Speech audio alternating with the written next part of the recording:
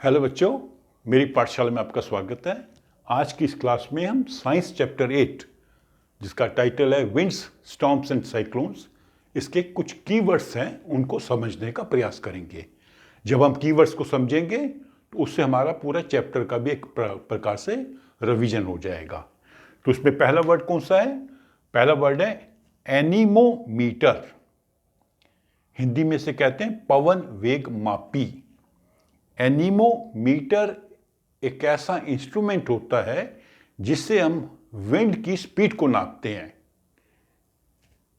पवन वेग मापी वो यंत्र है जिससे हम पवन की गति को नापते हैं।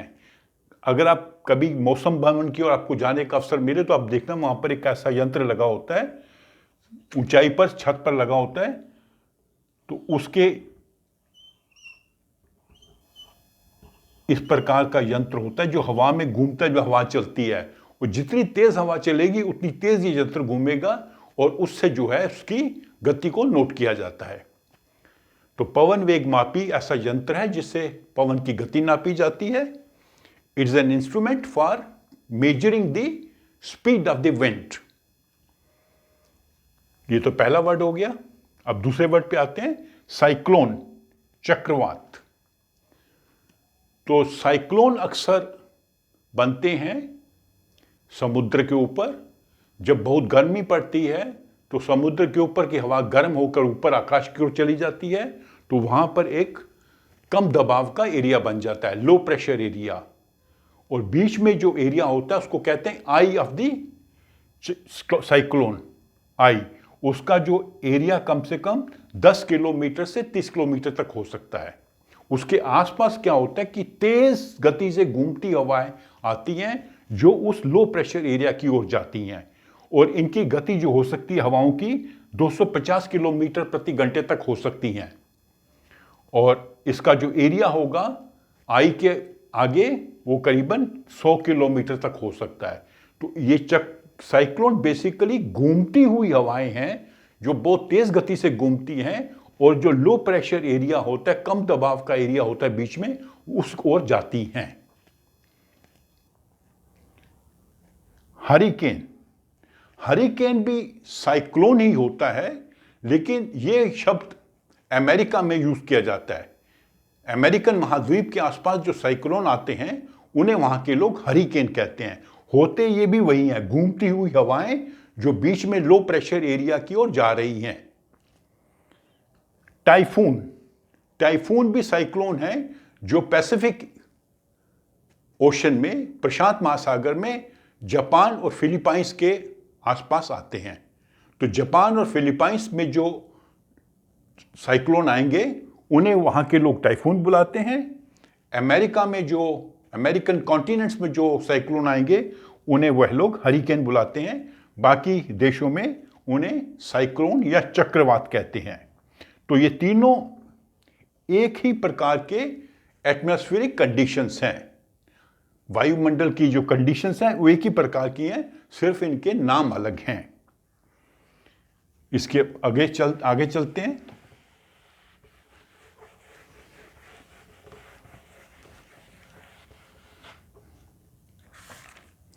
अगला शब्द है लाइटनिंग।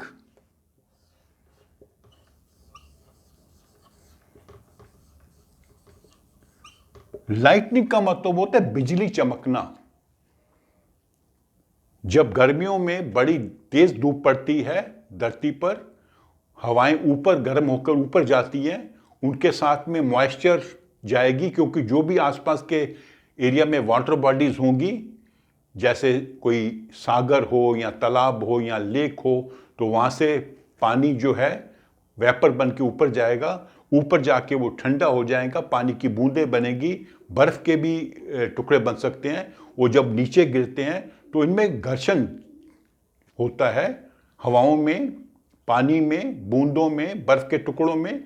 तो उससे जो होता है हवा में, बादलों में चार्ज आ जाता है। उस चार्ज के कारण इलेक्ट्रिकल चार्ज होता है, बिजली का चार्ज, इलेक्ट्रिक चार्ज आ जाता है। उस इलेक्ट्रिक चार्ज के कारण बिजली चमकती है। तो लाइटनिंग बेसिकली बिजली चमकना।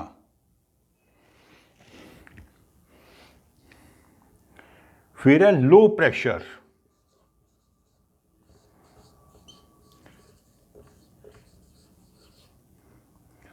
या प्रेशर, इससे पहले प्रेशर को समझ लेते हैं। प्रेशर का मतलब है दबाव। किसका दबाव? जब हम ये बात कर रहे हैं वातावरण की, वायुमंडल की, तो हवा का जो दबाव है, हवा की जो लेयर्स हैं जो लगभग 100 किलोमीटर ऊपर तक फैली हुई हैं, इसका दबाव है। हमें वो दबाव इसलिए महसूस नहीं होता कि हमारे अंदर जो हवा है, हमारे फेफड़ों में, हमारे कानों में, उसका दबाव और बाहर का दबाव बराबर होता है, इसलिए हमें वो दबाव महसूस नहीं होता। लेकिन दबाव हर चीज़ पर हर समय पड़ता है। तो ये दबाव मतलब दाब, इसका हिंदी में वर्ड है, हिंदी की बुक में, ये हवा का दबाव है, हवा का दबाव है।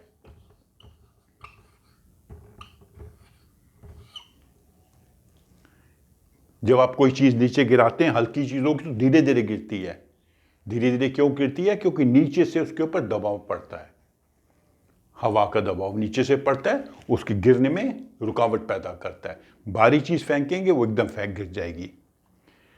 तो लो प्रेशर का मतलब होता है कि कई बार जब ज़्यादा गर्मी पड़ेगी किसी एरिया में, तो वहाँ की जो हवा गर्म होकर ऊपर उठेगी। हवा गर्म होकर हल्की हो जाती है, हल्की होने से वो ऊपर उठती है, तो उस एरिया में थोड़ा सा हवा का दबाव कम हो जाएगा। इसी कम दबाव के कारण बाहर से ठंडी हवाएं आएंगी। कहाँ से आएंगी? जहाँ पर हवा का दबाव ज़्यादा होगा। तो हवा का दबाव होता है प्रेशर, और हवा का दबाव कम हो जाना, वो कम क्यों होता है? क्योंकि किसी जगह में ज़्यादा गर्मी हो जाएगी, वहाँ की हवा गर्म होकर ऊपर उठ जाएगी, उस एरिया में हवा का दबाव कम हो जाएगा।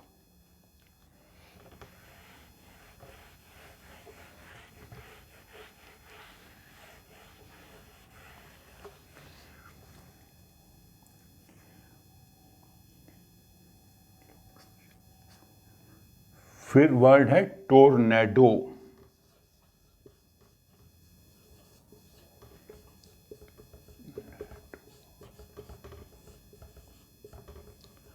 टोर्नेडो अक्सर जमीन पर आते हैं, और ये भी हवा के दबाव में जो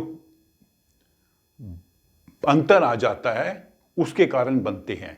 हमेशा जब हवा का दबाव का अंतर होगा तो हवाएं चलेंगी। तो यहां पर क्या होता है, ये कीप नुमा, ऐसी ऐसी इसकी शेप होती है इन हवा के दबाव की और क्लाउड्स की। ये भी घूम रहे हैं बहुत तेज गति से। साइक्लोन में 250 किलोमीटर गति होगी, यहां 300 से ऊपर गति हो सकती है। डेंस क्लाउड्स होंगे, घने गहरे बादल होंगे, काले रंग के घने बादल होंगे, और ये नीचे से चीजों को खींच लेते हैं क्योंकि अंदर लो प्रेशर होता है, बाहर बहुत तेज हाई प्रेशर से अंदर हवा का दबाव कम होगा, बाहर बहुत तेज गति से हवा का दबाव होता है और बहुत तेज गति से हवाएं घूमती हैं, तो उसको कहते हैं टोर्नेडो। तो विस्तार है साइक्लोन के मुकाबले छोटा होता है। ये अधिकतम 1 किलोमीटर के एरिया तक फैला हो सकता है, 1 किलोमीटर के एरिया तक अधिकतम। जबकि साइक्लोन जो है, साइक्लोन की जो आई ही होती है वो 10 से 30 किलोमीटर होती है, और उसके आगे एरिया ये लो प्रेशर एरिया होता है जिसको आई कहते हैं, आई ऑफ द साइक्लोन, और उसके आगे करीबन 100 किलोमीटर तक पूरा एरिया होता है जहां पर हवाएं चलती हैं और खूब वर्षा होती है तेज। यहां पर मैक्सिमम 1 किलोमीटर का एरिया होगा जिसमें ये टोर्नेडो घूमेगा।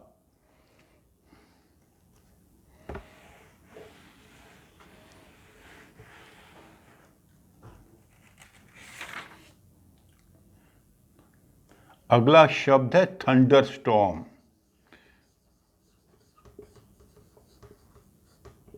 तड़ित, झंझावत।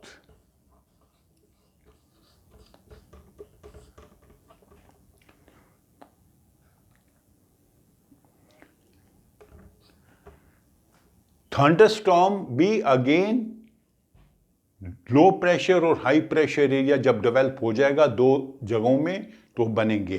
मैंने आपसे कहा था कि जब धूप पड़ती है एक जगह पे तो वहाँ की हवाएं गर्म होकर ऊपर उठेंगी और आसपास में जो वाटर बॉडीज़ हैं वहाँ से पानी के वेपर्स ऊपर जाएंगे, ऊपर जाके ये एक्सपैंड करेंगी, फैलेंगी, फैलने से ठंडी हो जाएंगी और बारिश की बूंदें बनेंगी। बारिश की बूंदें बनने से वो नीचे गिरेंगे और यहाँ पर जो लो प्रेशर एरिया हो जाएगा, यहाँ पे हवा का दबाव कम हो जाएगा।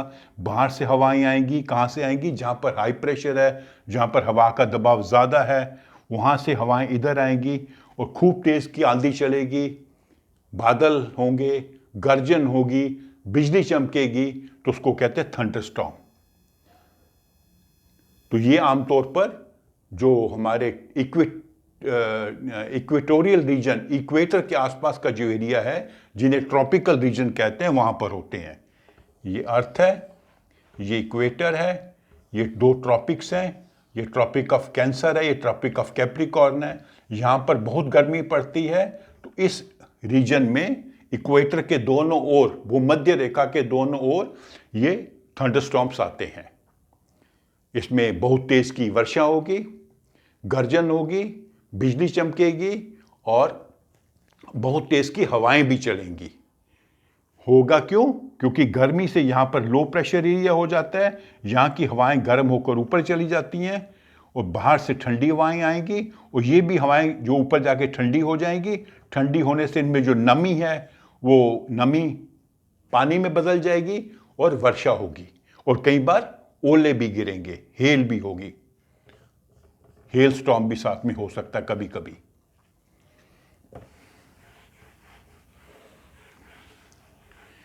तो अगला वर्ड है आपका मानसून विंड्स।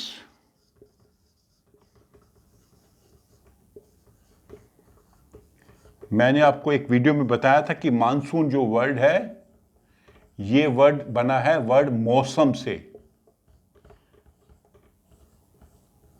मौसम एक अरबी शब्द का वर्ड है, उसी से बना ये वर्ड मानसून। मानसून विंड्स का मतलब है कि जब भारत की अगर बात करें, गर्मियों में पूरे भारत में बहुत गर्मी पड़ती है और जो पूरा जो एरिया गर्म हो जाता है, खासकर जो राजस्थान का जो रेगिस्तान का एरिया है, वहाँ की हवाएं गर्म होकर ऊपर उठती हैं। तो जो सागर से, अरब सागर से और इंडियन ओशन से, हिंद महासागर से ठंडी हवाएं भारत की ओर आती हैं और जब वो सागर से आती हैं तो उनमें बहुत नमी होती है और नमी वाली हवाएं जब भारत में आती हैं तो वहाँ पर भारत में वर्षा होती है। मानसून विंड्स, इन जो हमारी जो वर्षा होती है, इन्हीं मानसून विंड्स के कारण होती है। तो ये ऐसे भारत का नक्शा है। तो ये गर्मियों में ये अरब सागर है, उसके आगे इंडियन ओशन है, यहाँ से आएंगी हवाएं सारी और पूरे भारत में केरला से शुरू होती है हमारी मानसून की वर्षा होनी और करते करते उत्तर भारत तक पहुंचती है। सर्दियों में उल्टा हो जाता है, सर्दियों में भी मानसून विंड्स चलती हैं। सर्दियों में जमीन ज्यादा ठंडी हो जाती है, सागर का पानी कम ठंडा होता है, तो फिर यहाँ की हवाएं ऊपर चली जाएंगी, सागर की हवाएं ऊपर चली जाएंगी और जमीन से हवाएं इधर आएंगी।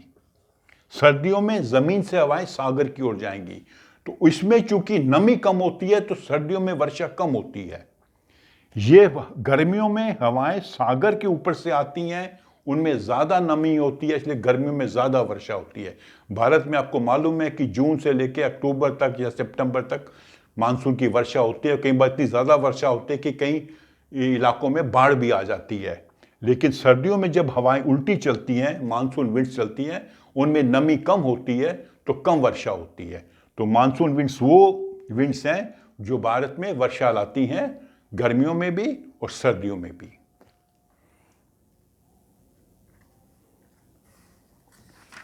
तो ये सारे आपके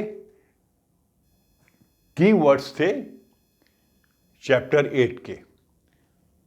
तो अगर आपको ये मेरी वीडियो अच्छी लगी है, इसे आप लाइक करें, अपने फ्रेंड्स के साथ शेयर करें और मेरे चैनल को सब्सक्राइब करें। Thank you.